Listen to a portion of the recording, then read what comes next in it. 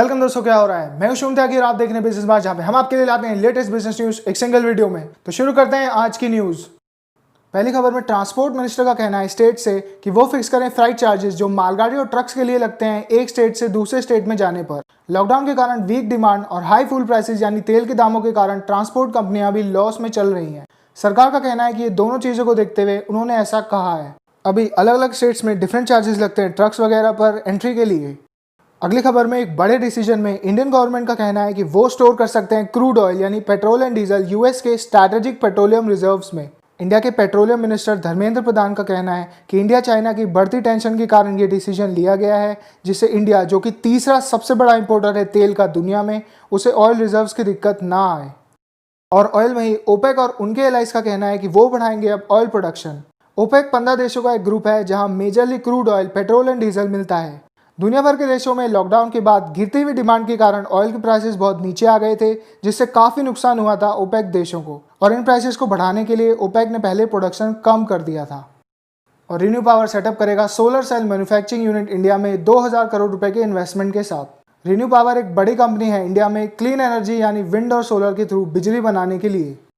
अगली खबर में सैमसंग ने इन्वेस्ट कर दिए हैं 52 crore rupees e commerce startup magic pin में। मैजिक पिन एक ऑफलाइन डिस्कवरी प्लेटफॉर्म है जो कनेक्ट करता है अपने यूजर्स को ऑफलाइन रिटेलर्स के साथ अलग अलग कैटेगरीज में, जैसे कि फैशन, ग्रोसरी और जिम वगैरह। अगली खबर में गवर्नमेंट ने फाइनलाइज कर लिया है 9 कंपनियों को रेलवे स्टेशन के मॉडर्नाइजेशन के लिए। इसके अंदर ग्वालियर, नागपुर, अमृतसर और साबरमती के रेलवे स्टेशन को रीडेवलप करके कमर्शियल हब्स बनाया जाएगा। साथ ही कॉमन सर्विसेज सेंटर प्लान कर रहे हैं 20 लाख लोगों को रिक्रूट करने के लिए यानी जॉब्स पर रखने के लिए इस साल के एंड तक। इंडिया में सीएससीज के 4 लाख सेंटर्स हैं जिनमें ग्रामीण ई स्टोर, किसान ई मार्केटिंग और गवर्नमेंट स्कीम से रिलेटेड काम होता है।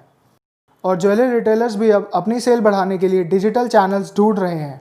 इंडिया में लॉकडाउन की वजह से गोल्ड सेल्स गिरकर हिस्टोरिकल लोज पर आ गई हैं और इसे देखते हुए अब काफ़ी ज्वेलर्स अपने बिजनेस को ऑनलाइन की तरफ ले जाने की सोच रहे हैं।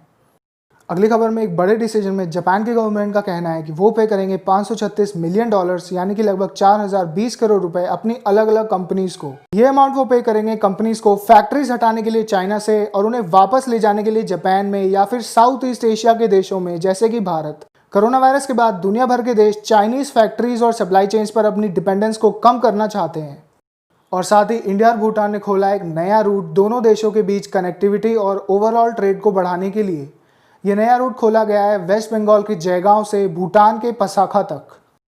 साथ ही इंडिया और इजराइल ने भी साइन किया एक अग्रीमेंट दोनों देशों के बीच कॉपरेशन बढ़ाने के लिए साइबर सिक्योरिटी में। 2020 में इंडिया के अंदर आम लोग और कंपनीज के ऊपर साइबर अटैक्स 37% तक बढ़ गए हैं। और साथ ही सीबीएसई ने अब पार्टनर किया है आईबीएम के साथ आर्टिफिशियल इंटेलिजेंस के ऊपर करिकुलम के लिए 200 स्कूल्स के अंदर। इससे पहले फेसबुक के साथ भी सीबीएसई ने पार्टनर किया था स्कूल स्टूडेंट्स को ऑनलाइन सेफ्टी के बारे में सिखाने के लिए। और बिल गेट्स का कहना है कि वो मानते हैं कि इंडिया की फार्मा इंडस्ट्री बना सकती है पूरी दुनिया के लिए कोरोना वायरस की vaccines. World wide pharma industry में इंडियन कंपनीज का शेयर है 20%, जो कि सबसे ज़्यादा है। साथ ही ईयू यानी यूरोपियन यूनियन, जो कि 27 देशों का एक ब्लॉक है यूरोप के अंदर, उन्होंने शुरू कर दी है जांच अमेजॉन के एलेक्सा और एप्पल की सिरी के ऊपर। टेक कंपनीज के इन वॉइस असिस्टेंट्स पर काफ़ी समय से इल्ज़ाम लग रहे हैं कि ये लोगों की बातें सुनते हैं और रिकॉर्ड करते हैं घरों के अंदर। अगली खबर में broadband service provider Excitel raise कर सकते हैं 200 करोड़ रुपए फंडिंग में। एक्साइटल इंटरनेट के लिए अपने fibre to the home network को 50 शहरों तक फैलाना चाहता है 2021 तक इंडिया में। और साथ ही एनटीपीसी और एनआईआईएफ ने साइन किया है एक अग्रीमेंट रिन्यूएबल एनर्जी में इन्वेस्टमेंट के लिए। एनटीपीसी इंडिया की सबसे बड़ी बिजली बनाने वाली कंपनी है और एनआईआईएफ यानी national investment infrastructure fund manage करती है 3 फंड्स इंडिया में $4.3 बिलियन की कैपिटल के साथ। साथ ही वोडाफोन आइडिया ने पे कर दिए 1000 करोड़ रुपए की इंस्टॉलमेंट डिपार्टमेंट ऑफ टेलीकम्युनिकेशन को एजीआर ड्यूज के लिए। टोटल ड्यूज वोडाफोन को देने हैं 58,254 करोड़, जो कि पिछले साल सुप्रीम कोर्ट की डीओटी के फेवर में दिए गए फैसले में सेट किए गए थे।